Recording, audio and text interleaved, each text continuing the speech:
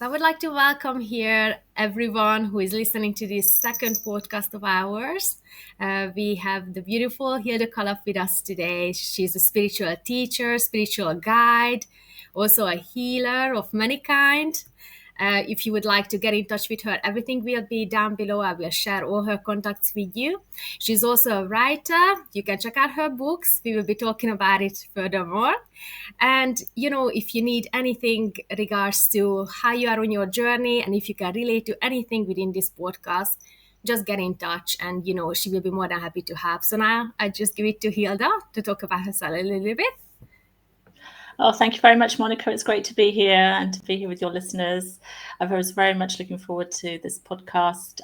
Yes, I'm a spiritual teacher. I teach something called Rahani Celestial Healing, which is from the celestial beings, from the Pleiades, Andromeda, and Sirius.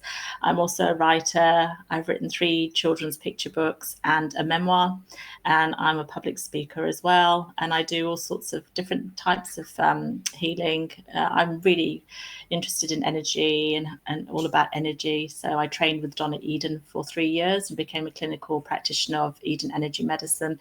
And I do some shamanic healing, and I work generally with energy, emotional freedom techniques, tapping. That's what fascinates me, and manifestation, and using our abilities in the quantum world to manifest what we desire in life. Beautiful. And I will just bring up your book that is very close to my heart, Truth Be Told, and I would like you to start talking about it more and more. Because really, as you guys are all listening, I just will share a tiny bit of my story. I was about to publish my 2 books, and I just felt that something was not really coming to the surface for me. So then one of the friend of mine from RTT Hypnotherapy, she just literally introduced me to Hilda, and then I was like, okay, there is something going to happen here. I can just feel it. And then I saw your book about Truth Be Told, and I was like, okay, I really need to read this book. Like, I just know that something is in this book for me. And then I had my biggest cosmic heart opening through reading this book, and I just felt so much of what you went through as well, and how you transmuted into light, and just was beautiful for me to experience it through your book as well. And I also gifted it to someone who was in need of that, and they are so grateful for your book. So I'm very, very Brilliant. happy about it. So if you feel like that, you would feel a tiny bit stuck on your journey, or you're going through times where you don't need to, okay, where am I going to get next? I would highly recommend reading her book, because there will be pieces of it that will give you that heart opening that you need on your journey. For me, it was a very special experience, and it's not just special, but also so uniquely designed for me to experience when I exactly needed it in that moment. So just let it flow through you. You will cry a lot, but it's a good cry, because your soul is going to go through the cleansing process. And I believe all of us need this. So thank you so much for writing your book. And could you tell a little bit about your children's book as well? So what it is about, because you were saying it's connected to the healing, but just a little bit for the listeners so that they can, connect with it as well. Yeah, sure. I've written since I was very young. My first picture book was when I was about 8, and my brother illustrated it because I was hopeless at drawing, and it was called Monsters of the Deep. This was obviously a long time ago, and it was about a kind of James Bond style adventurer Wow. who wrestled with sharks, and it was all about adventure and being kind of out there in an exotic location and doing things that were kind of wild and expansive. And then I wrote another book, which was a chapter book, when I was 11, and it was very much based on Enid Blyton, and it was called The Secret of Kintyre Manor. A sort of children, but pretty much a rip-off of Enid Blyton for children, exploring a dark castle in different passages and alleyways, things like that. So I've always written. I was a journalist and communications manager for a long, long time. It's my way of processing things in the world, because as star seeds, as light workers, we know that we are very empathic and have all these emotions to process, and the way I did it was through words, getting it out of my head and out there on paper. So after I had my first daughter, which was 15 years ago, I had postnatal depression, and I just had to write. So I would go down to the beach. We live near a beach in New Zealand, near Wellington, and I'd go and write little bits of the picture book. And it became Donna and Dermot on the Move, which was about moving house, and Donna feeling really sad and grumpy because she was missing all her old friends and her grandparents, and really, depressed. And then Dermot the dog, which is a Jack Russell. And dogs live more in the present, animals live more in the present all the time than humans, stirring her out of it, and helping her to overcome all that sadness and shake her out of it. That was my first picture book, and that was published 6 years ago, and it's done really, really well. And then I had my second picture book, which is the one you talked about, Monica. That was Donna and Dermot Heal. Again, Donna and Dermot together. Donna's mum is an energy healer, and she trains her in how to use her energy in her hands, which is all within us. We just sometimes we lose it, we don't realize, and we lose it, but it's the power within all of us to heal with our hands, use that energy, that chi energy that flows through. So Donna is an energy healer and helps her friend with her ankle that she's twisted and is sore. And then Dermot the dog is an aromatherapist and has all these essential oils in his kennel that he uses and mixes up for people for all sorts of things, like insect bites and sunburn and things like that. And again, beautiful. I mean, I've got a beautiful geranium essential oil just right next to me, which I use all the time.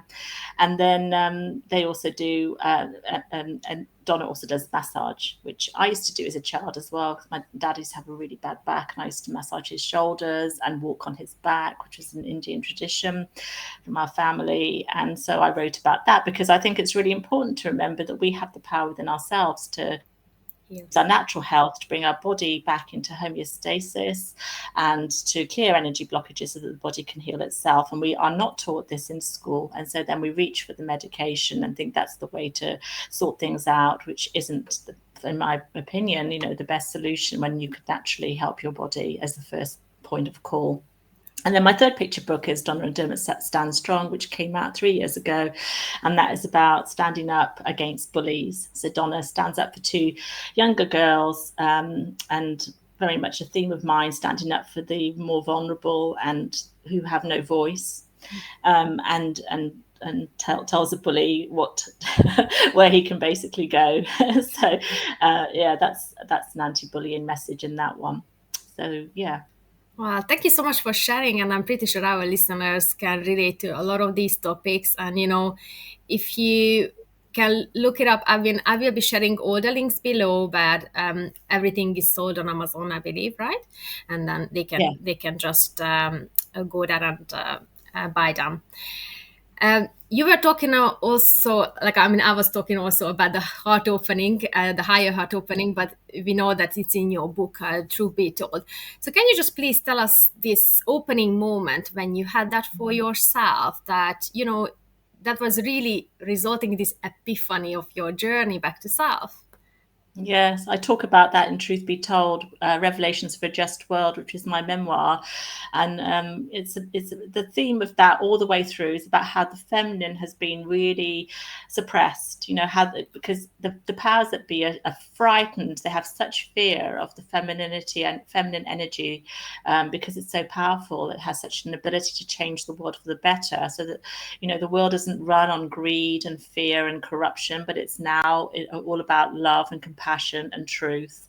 And that is what the female energy can bring, in these times of patriarchy. So this is what runs through Truth Be Told, how as a child I was silenced because I witnessed domestic violence from the age of, even before 5. I would see violence around me. My father fighting with my uncle, my father hitting my mum and her bruised face, all sorts of things. And then when I was 11, I experienced it myself firsthand. So it would silence me. And what happened instead was, instead of writing as much as I did, I started turning to music. The music became my voice, and I learned to play the flute, and eventually got up to grade 8 and almost became a professional musician. So that was the beauty, that was the flip side of having been silenced with my voice. And it took me a long time to get my voice back and to become a public speaker. So the epiphany that I had, 2 epiphanies. You could call them, the first one you could call a breakdown, or you could call it a spiritual awakening. But it was a real moment where I think as starseeds, we need that trigger moment, don't we, more than others, to really shake us up and to really show us our soul's potential. When I was 31, I had progressed up the corporate ladder, followed this path, 9 to 5 kind of existence. Most of the time I'd had really good jobs as well. I'd worked for the Red Cross for 3 years, and I'd worked for a children's charity, and they both resonated with my passions, helping children and helping, humanitarian work. But at the same time, I suddenly somehow ended up working for this big public relations agency in London, in Canary Wharf, and it was completely the antithesis of what I wanted to do. It's all about money. It's all about, being a part of a cog in a big wheel. And I just rebelled. My body just rebelled against it. And on top of that, I was also bullied by a woman, my manager. So I ended up having panic attacks and a physical mental breakdown. I wasn't looking after myself. I was isolated. I was drinking too much. I was drinking caffeine, not really eating, So this was my big moment. And I ended up in a psychiatric unit, which was a very interesting insight into that world, and in and out for about 8 months. And it took me about 2 years to fully recover from that experience and feel that I was kind of back to where I was, but even stronger than where I was, and with a clear idea of what I wanted in life. So that was the big epiphany for me. And I think if I hadn't had that, if I would probably not be here.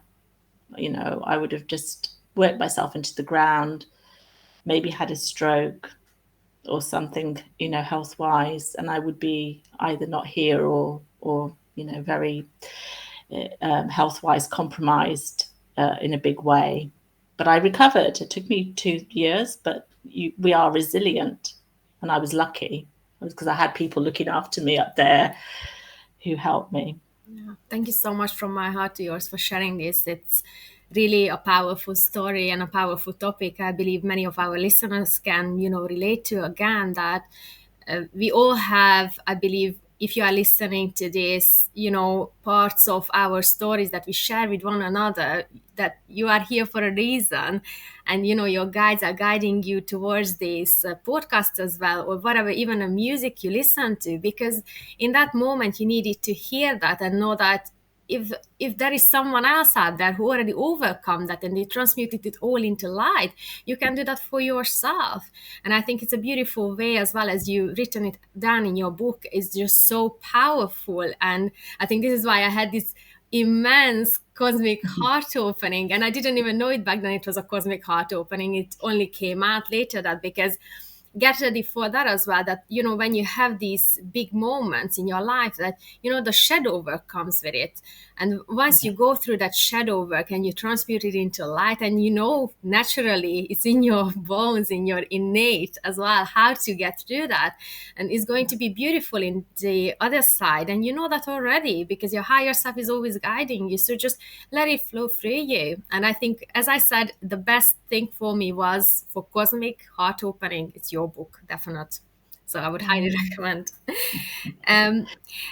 I would like to ask you about also your personal journey of rediscovering and reconnecting with your true self as a light worker.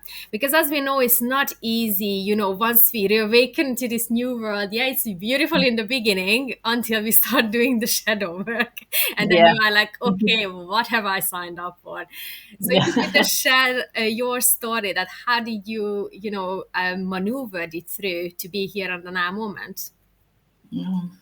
I mean, my first the 30 years on the planet I was numbing myself with alcohol. That's the only way I could manage, because I was very sensitive and empathic, always wanted to help people, but saw straight away, you can read their energy, when they're not telling the truth, and you think, why are they doing that? When you can read their body language, just so, in a laser sharp focused way, and you think they're not they're not who they say they are. You know, they're not really nice people at all, or whatever it is. You know, you can read them, and you just don't. I couldn't understand it, and I was numbing myself as well, because I hadn't done the shadow work around my own trauma, around, you know, the domestic violence, and I had this kind of I was still following that dysfunctional, horrible male energy that was kind of quite competitive as well, you know, and had to rise to the top. I didn't ever want to put anyone else down in my rise to the top, but I was very much I wasn't a team player. I was very much wanting to get out there and striding out there and getting the attention, and getting, you know, the being noticed and noticed and all that. And that's not to say it's just the balance of it, you know. It's not a bad thing to want more. Yeah. There's the balance of it. So yeah, I was just numbing myself, as a lot of us do with alcohol. I was never into drugs in you know, at all really, but it was alcohol that was my difficult thing, to the point where I did have a real, you know, problem. And I just had to, that spiritual awakening that I mentioned, I had to face my demons, and that's kind of what set me on the path to, you know, health. I realized when I was in the psychiatric unit that I didn't want to be taking medication. In fact, I refused to take it, and they found out, and they made me sit on a chair and watched me as I took these tablets they gave me, and watched me have to swallow them as they were dissolving in my throat, you know. And it's the only way to get out of these places is you're forced to take this medication. But it made me bloated, it made me overweight, it made me constipated. I knew that wasn't the way, so I started searching for how to survive in this world. And the way I found it was through yoga, which I had completely ignored and thought it was the woo-woo new age stuff. So I started doing yoga, and I loved it from the first lesson. And I do it now, even over 20 years later. And I started doing meditation, and I stopped drinking. And these were the three things that helped me to survive now into my 50s. And without discovering that, I know I wouldn't be here. So wow, it's super powerful how you manage to, you know, just transmute this also, and just recognizing that, okay, I need to be led by my higher self, and I will connect with you, and I will let you lead the way. And look at you, like, I mean, you overcome so much. You have helped so many people with your charitable, you know, cause and effect on all around you. And I think you should be really feeling this within you, like how I feel for you, because it's just so beautiful. Even your aura is just so colorful, and you know, you're just glowing so much with the golden age already on your new earth. And I think many people also who are listening to this can relate, you know, if they've gone through any kind of addiction, let it be coffee, let it be, you know, anything that was so addictive, because again, it comes through our innate, right, through our lineages. We pick up everything as soon as we being birthed onto the planet. And I think many of us later on, after 30 years odd times, we recognize this for ourselves, and okay, now is the time when we should do the clear outs on ourselves, and maybe just drink, you know, the celery juices, and we just clear ourselves and just aid our process again with the spiritual awakening, as you said as well. And I think it's really important, as you mentioned, to do the yoga, meditation, because they are all aiding us detox and, you know, just feel better in our everyday life as well. I mean, I know you must be feeling the same, that, you know, you couldn't even live now without it every day, like yoga, meditation. Like I know I couldn't, literally. Yeah, it's the way to hear your voice. It's the way you discover yourself. It's just your strength, it's your power. And again, that's what the powers that kind of think they're in power don't like. And the more you do it, the more you're kind of, you know, bringing in this new world for yourself and for everybody. You're respecting yourself on every level, physically, emotionally, spiritually, mentally, by doing these practices. And for you, it might be different. It might be going wild swimming. It might be qigong, tai chi. It might be karate. It might be something else. Whatever, you know, rocks you, do it. But for me, those are the things that work, and that are my go-tos.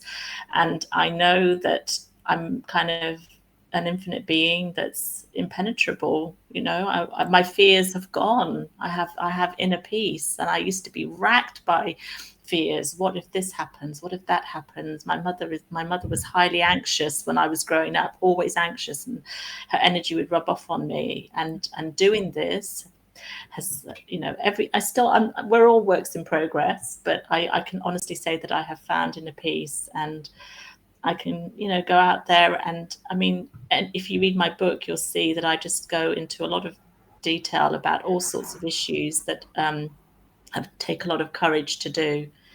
And I'm just openly discussing, domestic violence and rape, and really how the world is run. So, yeah. Thank you so much for sharing this, phases of your journey. And as I mentioned, everything will be in the links below, so you will be all able to check that out for connecting with Hilda.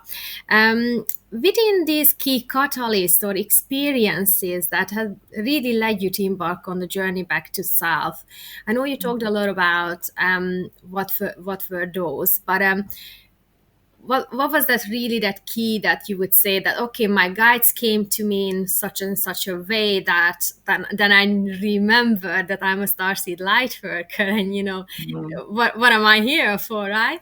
So could you Yeah. just let us know a little bit more about that, so that everyone could relate to that as well?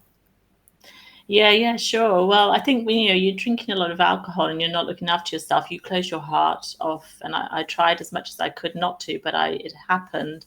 And so when I got to 39, I was pregnant with my first child, and this was the second big awakening. 4 months pregnant, unfortunately, I miscarried with that baby, and it was hugely traumatic.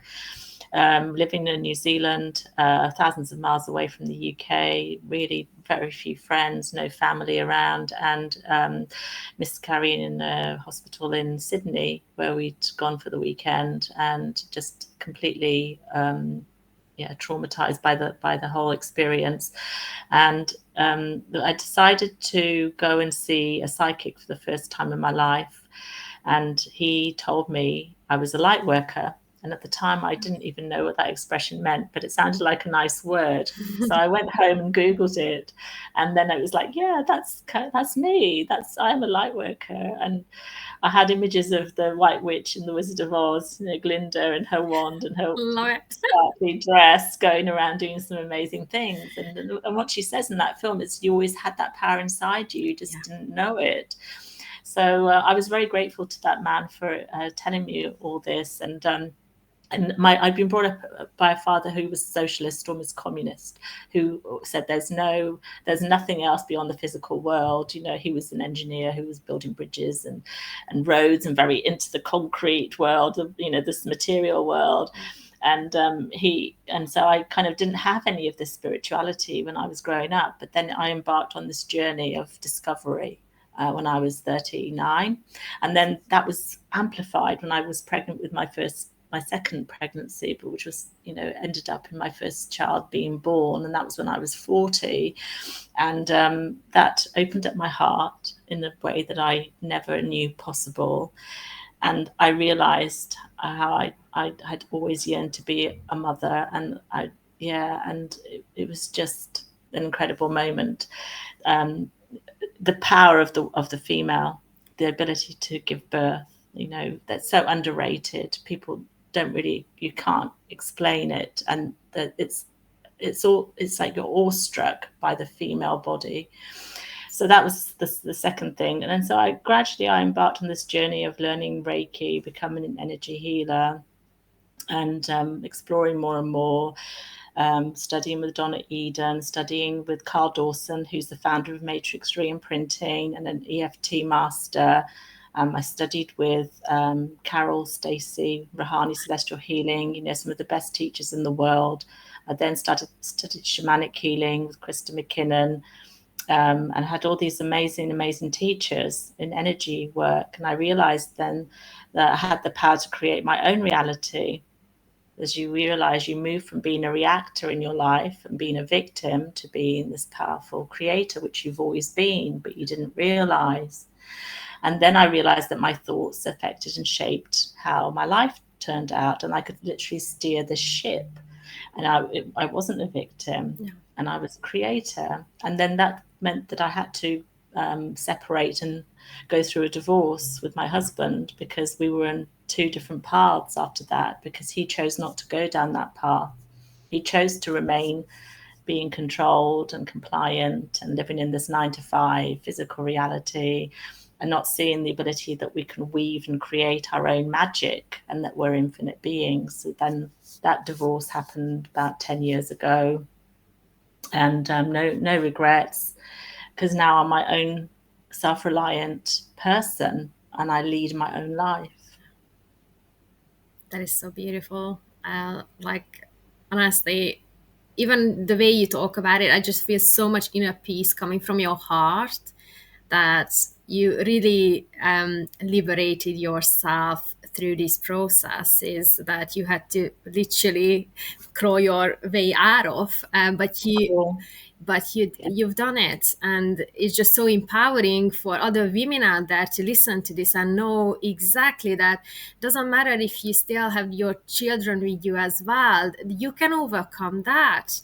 And Yes. this is Yes. how empowering it is for all of us to know that, even if you don't have children, even if you have pets, or you're just by yourself, but you are in the domestic violence, like homes, you can just get away from that. You can. And, just Yeah. have that empowerment within you to know that you got your guides are always with you, and you will be just absolutely fine. And if there is anything else that you would like to just get in contact with us about, regarding the books as well, just don't worry. Just email us, and we are more than happy to help, I believe, right, Hilda? Yeah. Absolutely, absolutely. I mean, when you're in that domestic violence situation, or when you are being sexually abused in a relationship, you are so low in terms of where you are, because the voices are in your head. I'm going to kill you if you leave. I'm going to get you. And you have this, it's wired then into your nervous system, this fear. So I have utmost respect for those who feel they can't get out, but it starts with self-love, and it starts with self-respect. And think about what happens if you stay. If you stay, you could be dead. You really could be dead if you stay. So take that step out, pack your bag, take that step out of the door, and go. I mean, my father, actually, when I was 17, he chased me down the road with an axe. And so that I've been through the extreme end of violence. I used to have very long hair down to my bottom, and he got me by the hair one time and dragged me from one end of the house to another by my hair. So you just cannot put up with this kind of situation, because you could end up dead. So you need to leave, have some self-respect, have some love, and go. Absolutely. And if you have anyone, within your community who you can truly trust, or even as a coworker who you can truly trust, always just reach out to them. Because I believe many times when we were in those situations, we might have not have anyone around us. I know I did not have anyone when I was going through that myself. And, I still got out of it. I'm still here. I attracted my twin flame, because I worked deep hard on that, to clear out all of our past lives. And you can get through it, and you are on your journey, and just respect each and every part of your journey, because we are here with Hilda really to let you all know that there are parts of the journey where is it going to be tough. Yes, it will be, but then again that you liberate yourself because you get through it. You are so infinite. There is nothing that can stop you. So do not allow people to stop you, or just take your voice away, or just step on you, because you are such an infinite being. And if you don't notice, I would like you to see yourself in the mirror now, and just say to yourself, I love you so much. I accept you here and now. And I truly love myself. I believe in myself, because I believe this is exactly what is going to cause that effect in your life, that you're going to recognize your soul. Because I remember when I was going through that, what you were saying that you've gone through very similar things, and I could look in a mirror and I could not see myself for like 7 years, and I was like, where have I gone out of this body that I cannot even see myself? And what happened to me? And when I had, through a yoga session, this epiphany moment, I just literally burst into tears for like 2 hours, sobbing myself out that it wasn't just the endometriosis, it was a lot more to that. So, just let it flow through you and know that it's going to be okay, because you came here to do this to liberate yourself and your entire lineage. So don't be afraid of anything, because you are so very powerful. And there's many therapists out there. If I'm just going to say, if you need some support, there's many therapists out there who work not very much on a sliding scale to help people, and myself included. I help survivors of domestic violence on a sliding scale, and do offer free sessions. So, there are people out there to help you. You're not alone. Yeah, absolutely. With regards to the next challenges and roadblocks that you have faced on your journey, how did you overcome them? I've always taken one step in front of the other, and found the right person has appeared often, and trust more and more. As I've had an obstacle. So, for example, lately, a couple of years ago, my ex-husband and I disagreed about how to school our children. I had taken them out of mainstream school because I think mainstream school gets us into our rational head and are very good at exams and all the rest of it, but not so good about thinking about from our heart and from our intuition. So I took them out of mainstream school and decided to put them more into a natural setting where it's like a home ed setting, but with a teacher and on a farm. And he didn't like that, and I didn't want them to go through all the PCR testing and have to wear the face masks. My younger daughter's autistic. And so and the school was massive. It was 2,000 students. And I just knew that it was not healthy for them. And we went through a 6-month court battle in the family courts. And when that happened, he had a barrister and solicitor, and I had no one. But I liked the law. I got 93% in my journalism law exam, and I was top of my college. And I knew that I could do this. I did try and get some legal representation, but there's nothing available unless you have to pay for it. So this is be financially empowered is another thing I say. Look towards financial empowerment, because you don't want your anyone, ex-husband or anyone, to sort of have more money in terms of, being able to hire a barrister and solicitor. And if you even have a little bit of money, a bit of savings, then you can use that to either hire somebody to help a little bit, or you can use that to get away from them as well if you want to set up on your own. So try and think about becoming financially empowered and saving a little bit here and there. So what I did was I prayed to the universe, and the universe, as always, showed me that they are there. My angels and guides are there, and they are listening to me. Because what happened when the court order said I was supposed to take the children back to school, the day before, there was an email from the head teacher saying that they'd had their first case of COVID. And I then used that as the reason for not sending them back to school. So the universe is on my side. And so that was one proof for me that I'm being supported. Yeah. And I always am supported. And then as the court case progressed, in the 5th hearing, I had a judge who literally, she had a halo over her head. I saw him and I knew that it was going to go well that day. And it was the turning point. That hearing was the turning point for me, and everything that he had tried to get his way, she agreed with what I wanted. And so then that was fantastic, obviously. So I knew I was supported with that. My mother was starving in her care home when the first lockdown happened. And after the first lockdown, I wasn't allowed to see her for 5 months because it was all closed up. I got her out because her trousers were literally falling down. And I got her out, and I looked after her in our home for 2 years. And she's still alive today. And I was helped again by my guides and angels to get her out of that care home and for her to live and for her to celebrate her 80th birthday, not locked up in a care home, but outside in a cafe in the sunshine, surrounded by her family. And I knew that that was meant to be, and I was helped every step of the way doing that. And I trusted my heart to do that rather than my rational mind. So these are two examples of in the last 2 years where I've been supported to, in what I knew was the right thing for our family. And it's just so beautiful, even how, as you explained, that the guides come through, right? Your judge was one of the light workers, and I believe it happens to us so many times. Like, even if you don't recognize in that moment, but maybe later on down the line, oh my God, that person was a light worker and was aiding me to come through this, and it's beautiful, And then when you have that epiphany moment, oh my God, like, of course, I'm always supportive.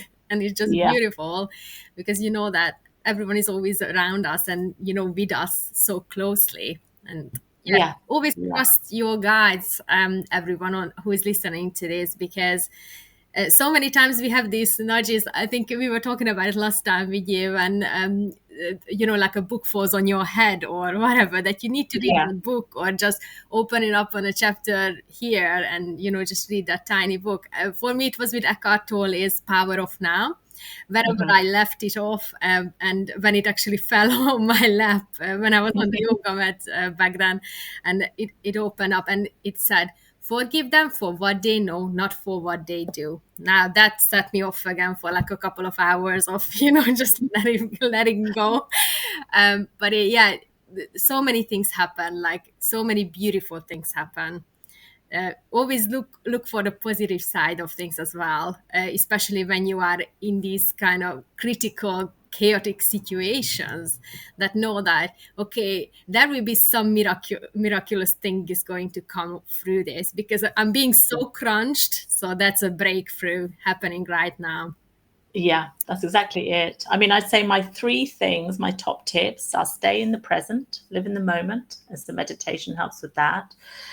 Be grateful for what you have. Be absolutely grateful. So I've kept a gratitude diary for 4 or 5 years now. Every day I write in it. Amazing. Thank you for the gift of a new day. Thank you for this. Thank you for food and water. But it could be very basic things, because life is precious and it's not guaranteed. So live every moment fully and be really grateful for it. And I always try, whenever I see my thinking going into lack, why is this not happening? I always think, well, what do I have? I have a beautiful house, I have my children, I have my health, and you immediately go out of lack and into the amazing things you have in your life. So think about that. So in the present, being grateful. And the third thing is forgiveness. So forgiveness gives you a chance to move on. It's not about them being, having done the right thing and you forgive them for having hurt you. It's not about that. It's about you saying, I draw a line under that. I'm now going to move on. You have no power over me now with what happened. The past is the past. Cannot change it. I've learned from it and I move on. Yeah. And for that, I do the Ho'oponopono prayer, which is, I'm sorry, please forgive me. I love you, thank you, which is the Hawaiian prayer. And even if you don't have time to even say all of those things or remember them, I just, can say, I love you to my dog and my cats all the time. And that is enough. It's a shortcut to that forgiveness prayer. And that is a big, big thing, which I think I've struggled with the most, is forgiveness of family members. What is one thing is, and I suppose my ex-husband, there's still a lingering element there, because I'd like to kind of move on fully, but in some ways, because we still, he still sees the children from time to time, there's still that link there. Yeah. But I know, it's one thing that I'm continuing to work on. And but forgiveness I've practiced a lot in my life, especially in the last few years, and my heart feels so light, and it feels just absolutely full of compassion for even the people that treat you so badly. I still have so much compassion for them, because I kind of see the big picture of what shaped them, what created them to be cruel And I also see the good side of them, because not everybody, in my, maybe that 1% maybe, but not everybody is cruel all the time. Some of the most difficult people have also had this such goodness about them as well. So life isn't black and white. It's very much shades of grey. Yeah, absolutely. Such a powerful messages are coming through today. I absolutely love it. Thank you so much for sharing that part as well. And how does self-discovery and self-awareness contribute to the journey back to self for you? And what are the practices or techniques that would be able to useful for our listeners, and that they could, deepen their self-understanding as well? There's so many out there. I mean, it's what suits you. So I mentioned staying in the present, meditation. There's also breath work. Practice breath work when you're starting to feel yourself getting angry or hurt. You can start drawing into your breath. We'll have it from the first day of our lives. We'll have it till we die. It's free. Try it. Go to a breathwork practitioner. There's lots of things on YouTube which are completely free. So that's another thing. I think slowing down and not kind of trying to do too much is a really good practice. Yoga, it could be, and looking after your diet. Obviously, all of these things, go and see a nutritionist, take a diet that suits you. You don't have to go for the latest fad. You don't have to go for the keto because everyone else is doing it, or the macrobiotic because everyone else is doing it. Go for what suits you, what feels right for your body at your stage of life and what you need. So all of those, there's so many things out there you can do, and which don't have to cost a lot. But I think for me, one of the most important things is to balance, right? So if you're doing a lot and you're striding out there, then you take some downtime and not do too much. Stay off social media and have a bit of a detox from time to time, because there's kind of quite a lot of negative energy can be out there, as well as positive stuff. But spend time in the real world, in nature, maybe with animals, with people that uplift you. All those obvious things, not the people that put you down and diminish you and say, oh, you can't do that, when that's really what you want to do. Find the people that say, yeah, you can do that, and I'll come with you, or I'll help you, I'll give you a book about it, or I'll give you £10 towards what you want to do. Find those sort of people, because then suddenly you've got that collaboration going on and partnerships, and it makes things a lot easier. So there's a few tips there, but you'll find your way. Just trust and ask for messages. You'll find your way. That's beautiful. And this is my next question. I'm so excited about this. As a Starseed Lightworker, what unique gifts, abilities, or perspectives do you bring to the journey back to self? What I would like you to also share about, like, when you connect with your guides and the way you do it, so that others would be able to just give it a go for themselves and test it out. Mm-hmm. Yeah, so Starseed Lightworkers, well, we're from different dimensions, and sometimes we don't feel like we fit into this earth, in the way that if we come from the earth that we would. So, but that's fine. Just accept that that's fine. You're from a different dimension, and honor that. And you're here because you chose to be here, because this is an exciting time to be here. This huge collective awakening where we're going to create a planet which is moving away from the greed and the corruption and stealing resources to one where everybody is going to thrive and we're going to share our resources. It's, there are people who wanted to be here that couldn't be here, and we were chosen. So think about how miraculous that is, and you're fit for that mission. You're fit for that purpose to be here. So yeah, so just if you feel a bit kind of like you don't fit in, well, that's starseed. You're empathetic, so find ways to also shield yourself from some of the negativity, because we will reflect. We'll be like a mirror to other people's core wounds. They'll see their core wounds in front. They don't like that at all. They absolutely don't like that. So when you see that people literally walk away from you, or they sit down next to you and all of a sudden they stand up, is because they literally cannot bear your light because No. it's being reflected back to them that they have their own light, but they don't want to see the light. Yes, exactly. Yeah. So it's not you, it's Yeah. them. They can see it, and they'll see the jealousy, or they'll see, their heart of heartness, or they'll see their greed reflected back. And you've done that. So what I do is I work with Rahani Celestial Healing, and I use that. So I'm attuned through Ruhani Celestial Healing to the three symbols of truth in my solar plexus, to love in my heart, and to compassion in my third eye. That's what I've been attuned to. And I've been teaching for 5 years. And now I attune others to Ruhani Celestial Healing. And it's from the Pleiades and Andromeda and Sirius. I particularly resonate with Sirius. That's where the Healing Academy is for Dr. Lorpan, who is from, he's the academy head of the Healing Academy, and he helps with all the energy sessions that I do. I call him in for all of them, as well as the Ascended Masters, like Kuan Yin. We bring her in. We bring in Jesus as well. We Sanat Kumara. We bring in all of them. We bring in Mary. We bring in Lord Melchizedek, and we bring in the celestial pink angels, of which there are over 50 celestial pink angels in Rahani, and the archangels. So there's the main archangels, like Archangel Michael. And I always ask Archangel Michael if I'm going through a bit of an overload of absorbing others' energies, of protecting me with the blue cloak, or I have a mirror in front of me that deflects arrows, or I will just surround myself in a light, a golden light, or I will just say I'm invisible.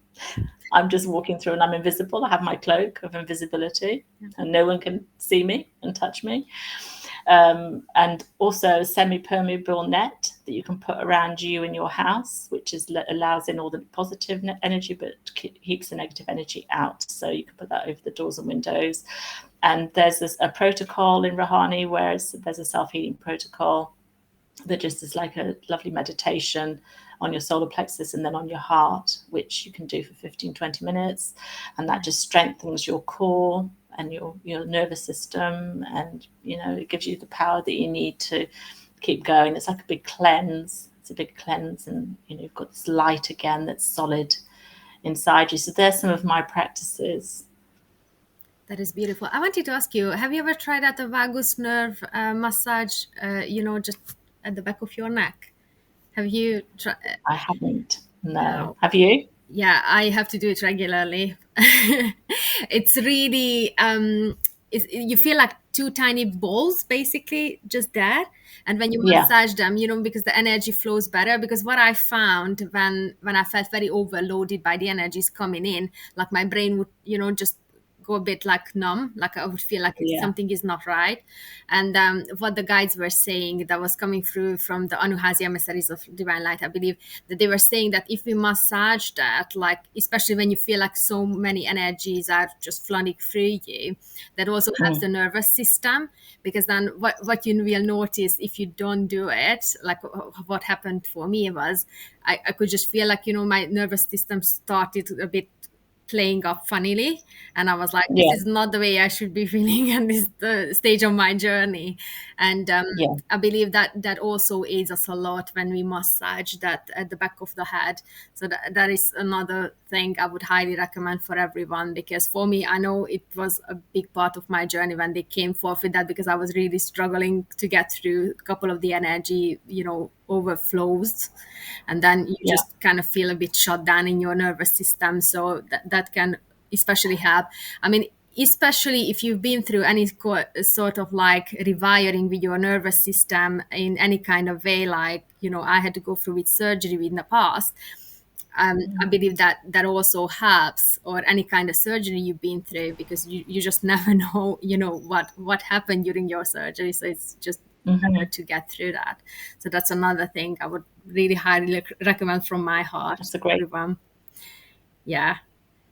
Yeah, and another simple thing just reminded me, you've got 2 points here above the eyebrows. They're called the neurovascular reflex points. Yeah, those as well. The shock, the oh my god points. You know, when you say oh my god like this, because you've had a shock. Well, you can put your hands on there like that or like that, and that helps to bring the blood flow back into your forebrain if you've had a shock, and helps you to think more clearly and just really relaxes you. So you could try that as well. Very simple. Oh, beautiful. Thank you so much for sharing that with us. How can individuals connect with their higher self or spiritual guides during their journey back to self? And are there any specific practices or rituals that you would recommend? I know you were talking about, shielding yourself and all that, but would there be any other practices that, might be useful to know about? We could use the violet flame, from Zadkiel, Archangel Zadkiel. So you could imagine yourself standing in a silver violet flame, and it's completely clearing out and cleansing all the negativity. And you could just say 3 times, I'm in my violet flame, I'm in my violet flame. And then that will also be a very quick way to help and connect you with, something that's going to strengthen you as well. I just feel like I'm always connected with my guides, because I get messages all the time from them, whether it's angel numbers, the 1111. What are your numbers? What are your numbers? Yeah, I had 444. I keep getting the 1133, 1919.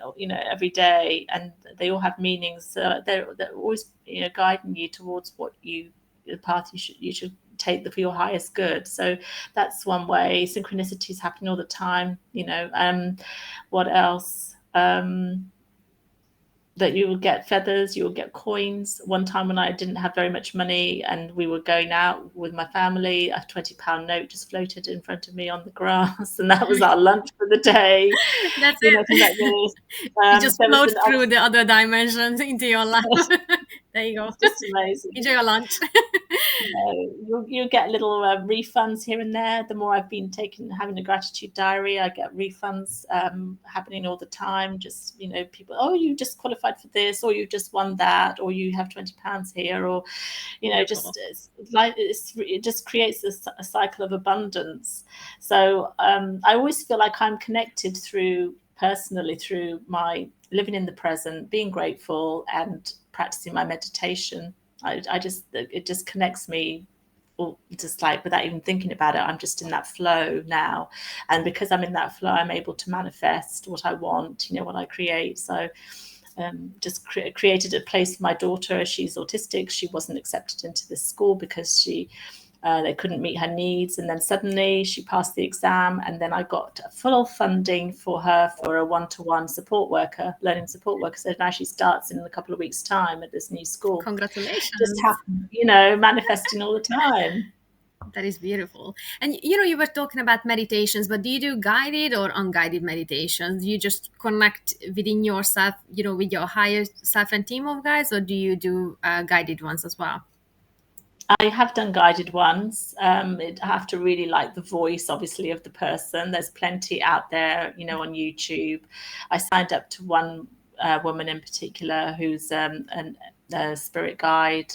She's been doing this kind of work that we're talking about for probably 10 years, has a huge following on YouTube. I think it's about 200,000 or something. She does meditations for all sorts of things, for better sleep, for quicker manifestation, for more abundance, for better health. So I have listened to some of her meditations as well. But I follow transcendental meditation. So we have a mantra given to us, and we are taught this form of meditation, and we just follow the mantra. And actually, when I stopped resonating a bit with the mantra, I just made my own. I just made my own new word, and that's what I do.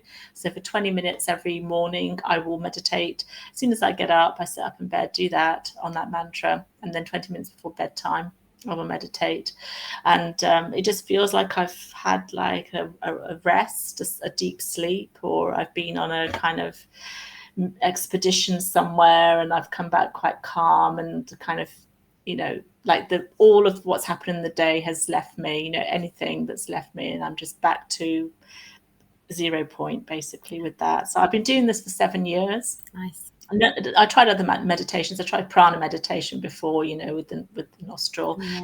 but that wasn't right for me. So I had to look around. I tried meditation on my heart as well, imagining there's a light beaming out of my heart. I tried that form of meditation with another group for a couple of years, and that was lovely, but it wasn't, again, quite right for me. And when I discovered transcendental meditation, it just clicked straight away. So that's the one that I follow. Wow, that's beautiful. It's nice to know there's so many different types of meditations. I just wanted to know that. I was like, I'm sure you do something I'm not, because everyone has Yeah. their own little way of doing things. Amazing. Thank you so much for sharing that.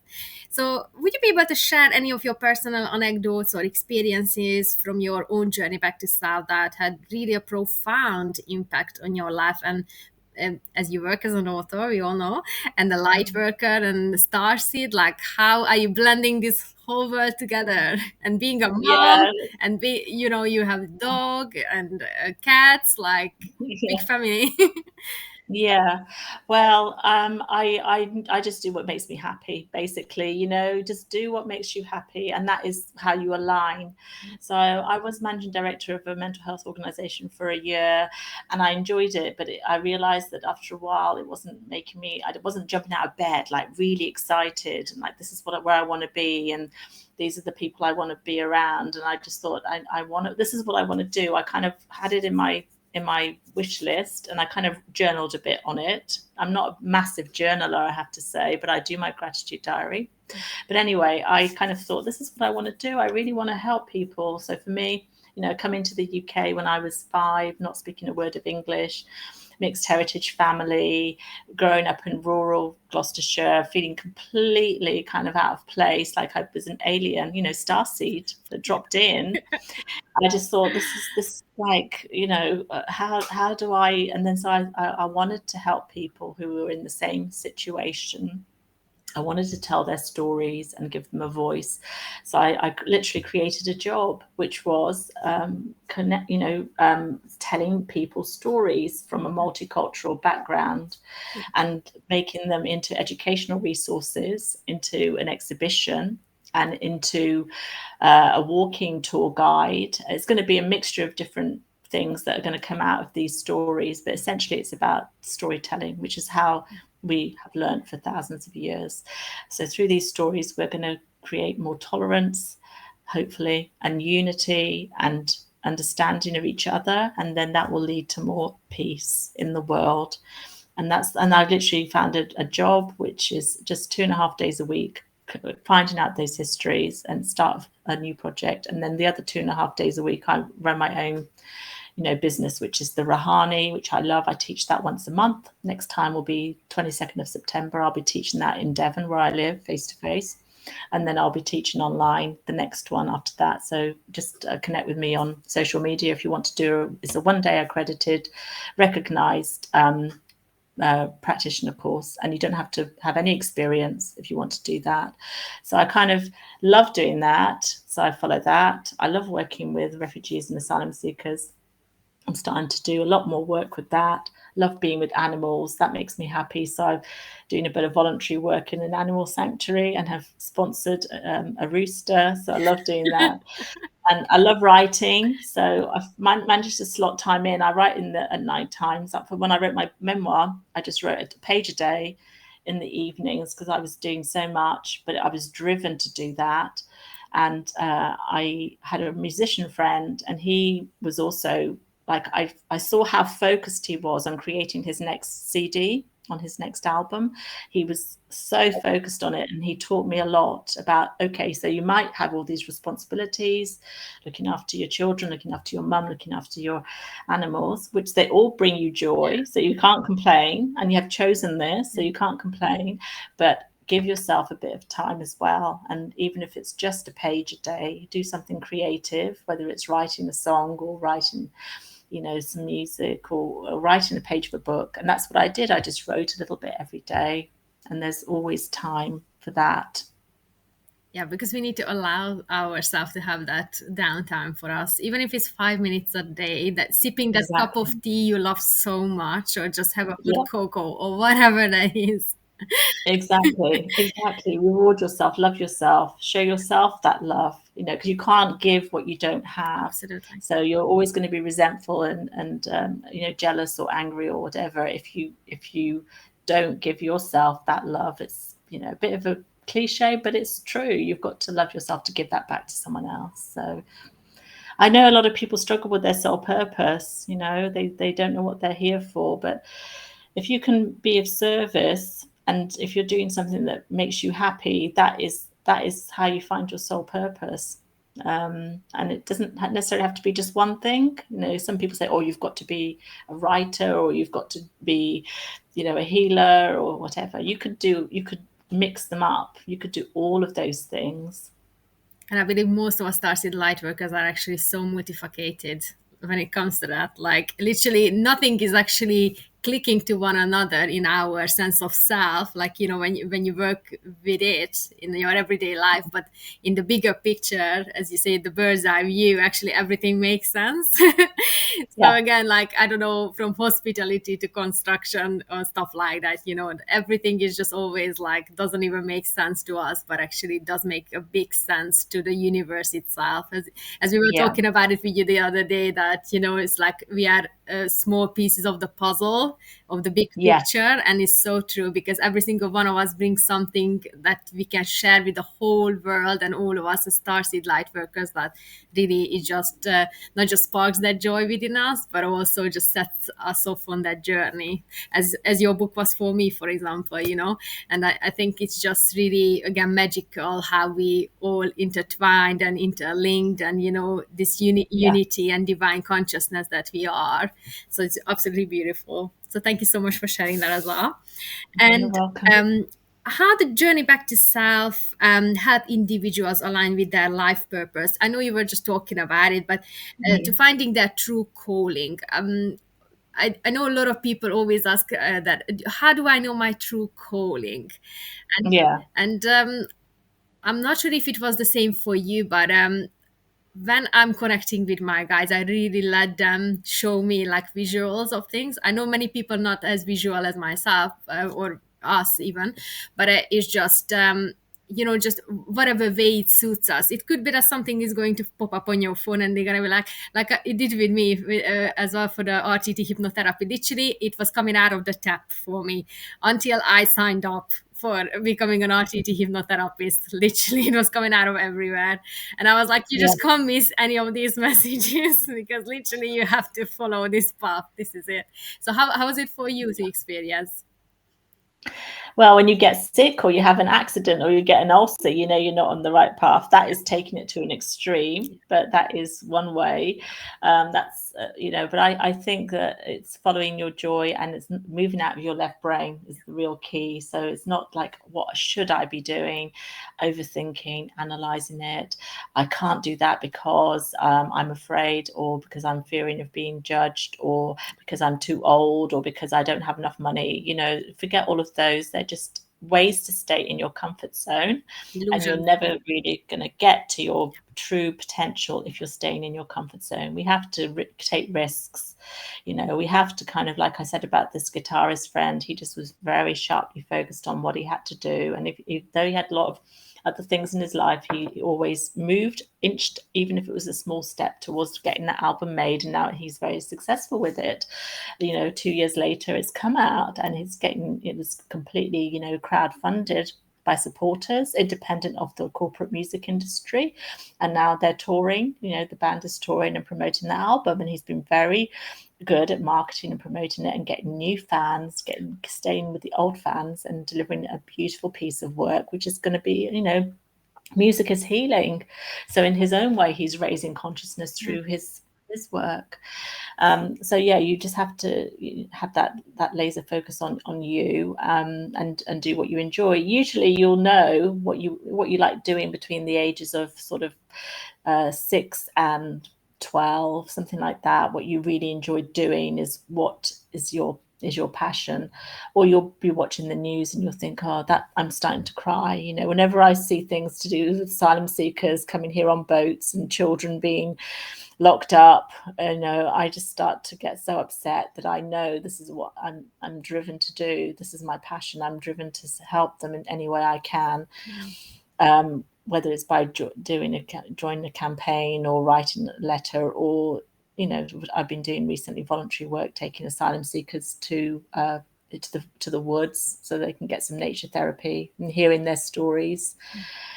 And people just want, what they said to me was, people just want peace. People just want peace. It's the politicians and the governments that are creating the division for whatever their reasons are, whether it's to take more resources from their country or whatever their reasons. It's not for the good of the people. Most people, have to say in power. And this is why we're here. We're here to create that unity and that peace between people. That's part of our awakening. We're all connected. The universe is an intelligent system, and we're all pieces of that, to learn and grow with each other, and to connect with each other, and to love each other. And this is what the new earth, as we know, is going to be about. We're going to be here to love each other and to help lift each other up and to thrive. And anyone who doesn't do that, no matter who they are, whether it's, the prime minister, president, king, queen, whoever, if all they care about is their own, holding on to their own bit of power and not caring about anyone else, then they will fall by the wayside. And that is exciting. That is beautiful. Yeah, absolutely. And as you mentioned as well, it's all about unity and really sharing our stories. And what I've come across on my journey, many Starseed Lightworkers always say, yeah, but I've gone through that and I don't want to talk about it anymore. Like, I just want to, but exactly this is what we are here for, to also share those stories, because I said as well that even if just one person, my book, I can help with, for me that means the world, because when I was in the situation, I had no one who would understand what I was going through. So if I can be there for that one person, or even multiple people who are going through something like that, for me that's gonna be way worth it, no matter how much crunch time I had to go through for that book to be born. And I'm pretty sure you feel similarly with this, because you have put so much work into your books, and I can feel for you because yours is even thicker than mine. So, so I can only imagine how much time it's taken you to, pour your heart out in such a beautiful way that you also transmuted it into light whilst you were writing it. So to also aid others, like even just myself, when I had this cosmic heart opening through your book. So for me, it's really special, all this work we are all doing, because really that even though when we are interconnected, there is always something we share with one another that is going to be a catalyst point on our journey. So I think it's so beautiful as well. It's lovely to hear from, what you saying that. And we are, I feel we've had lots of lifetimes together, Monica. Absolutely, with you. When I seen you for the first time, I was like, I know her so much. Yeah. We talked about Arcturus, didn't we? Yeah. And where I live in South Devon, there is a clinic called the Arcturus Clinic, and I came to Devon and I worked there. I was drawn to that place. And I didn't know much about Arcturus then. This is 7-8 years ago. So yeah, and Sirius now. I know that I've been there. And I didn't tell this to you, but I went to school with J.K. Rowling. And so, and she writes about, yeah, can you imagine coming to any place in anywhere in the UK, and you end up going to school with her, and she writes about Sirius Black, of course, doesn't she? Yeah. And talks about, the cloak of invisibility and all these metaphysical quantum practices and shamanic things. That's not a coincidence. Absolutely not. It's not a coincidence.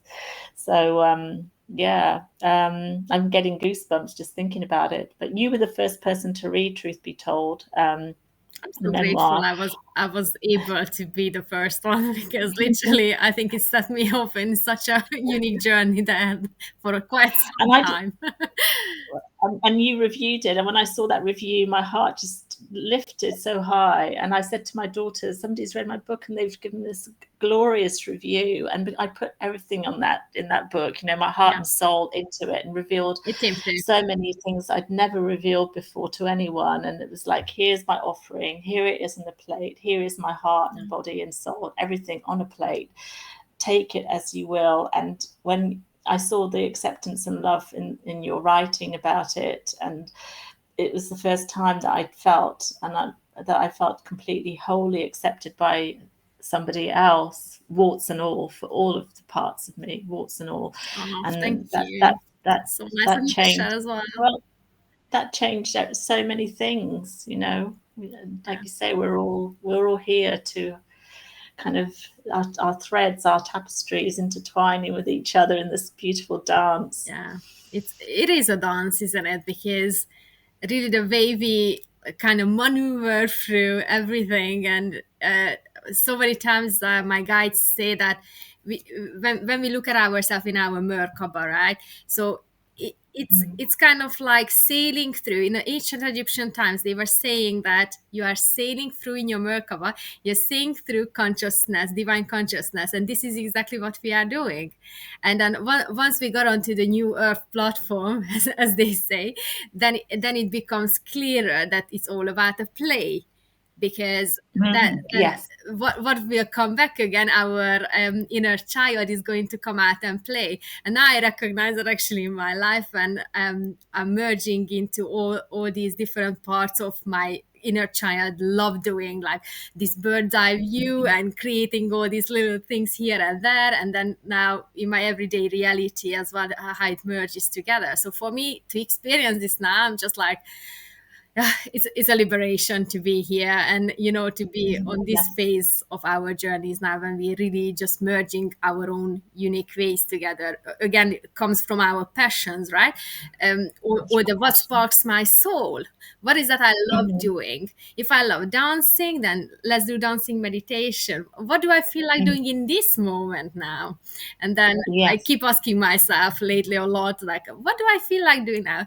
Do I feel like just sitting for 5 minutes and just being connected deeply with my guides, or do I just feel like, I don't know, just put my feet down and just light a candle?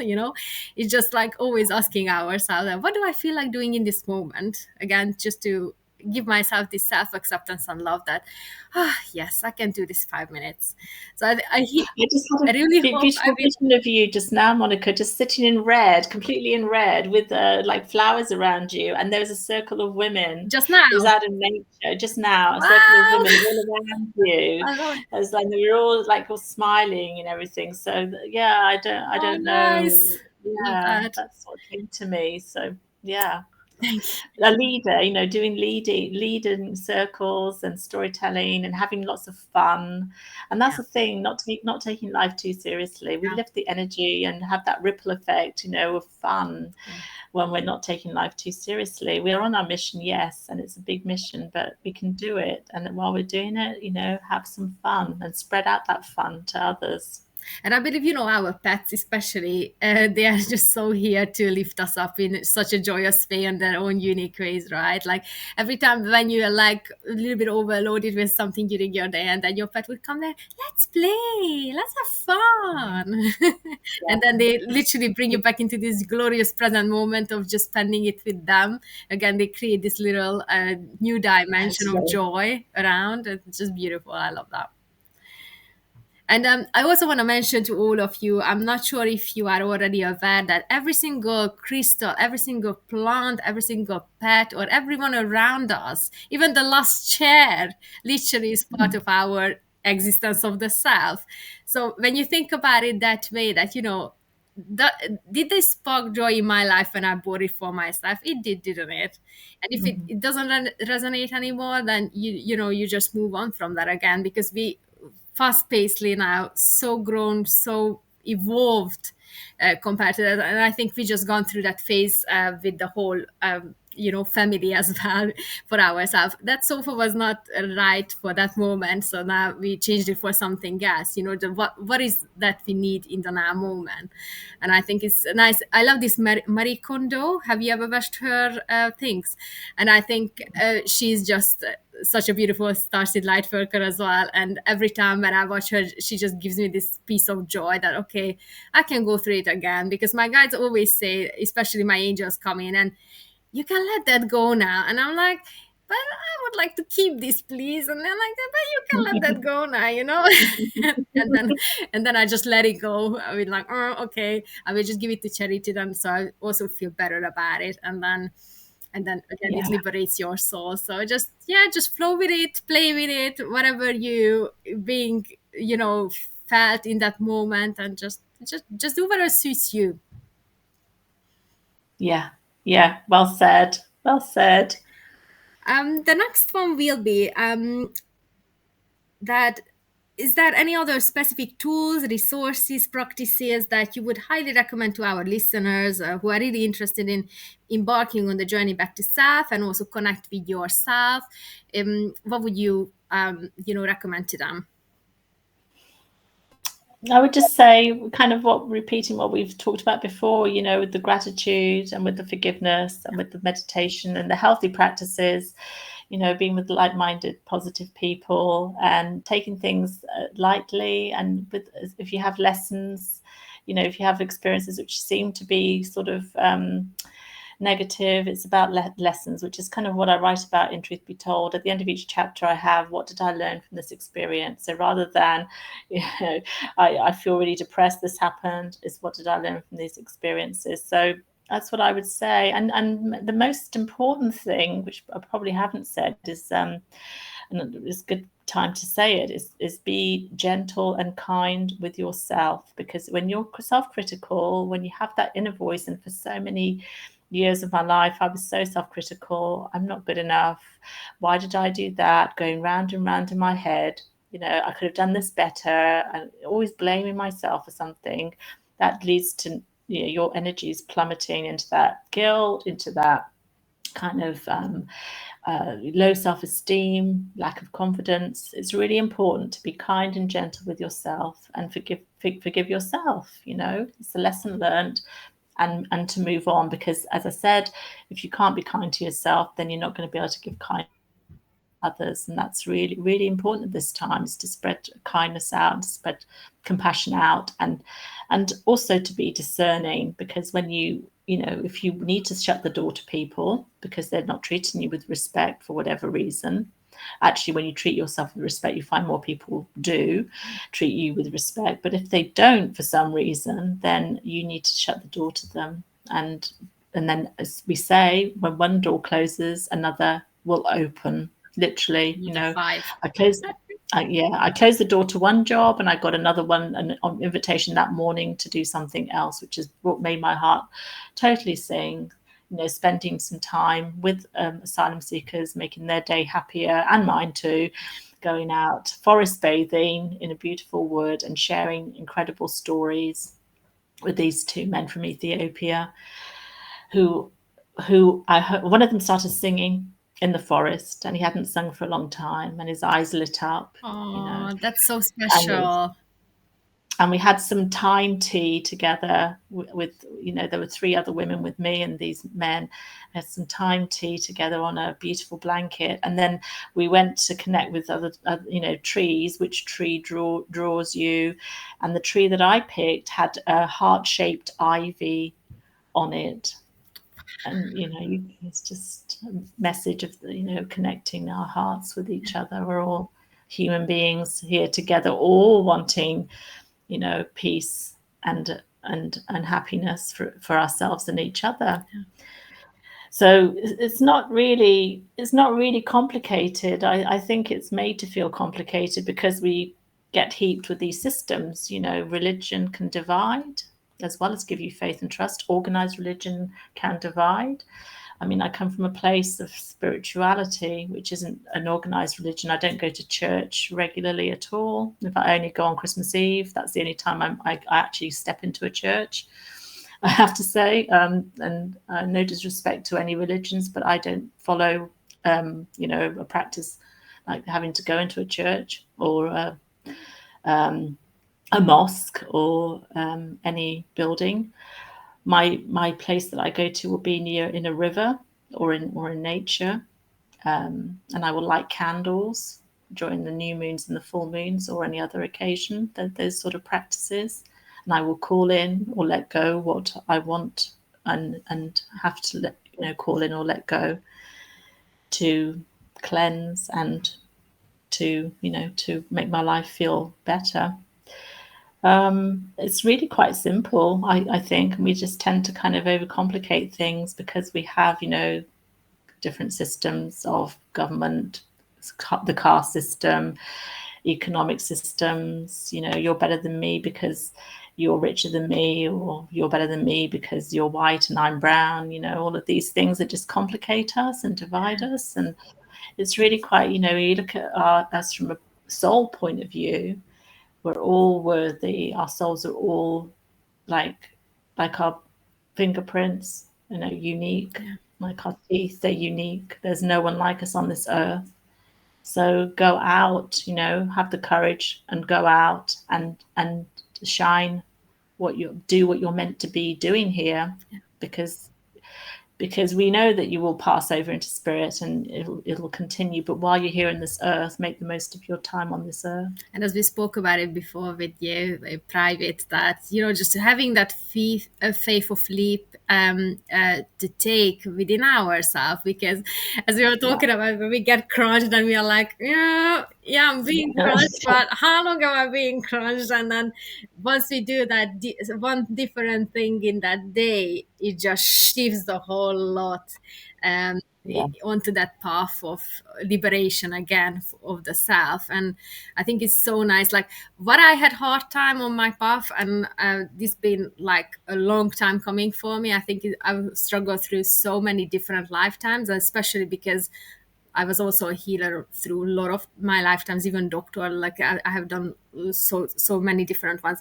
Is setting boundaries, because it came to me all the time that I just want to have this person. I just want to have that person, and but not on my own expense. So for me to cut that cord with myself, and I had to do it with myself, that I'm not doing that any longer, because, you know, I just need my own energy to myself now. I give it so much away that I didn't even recognize.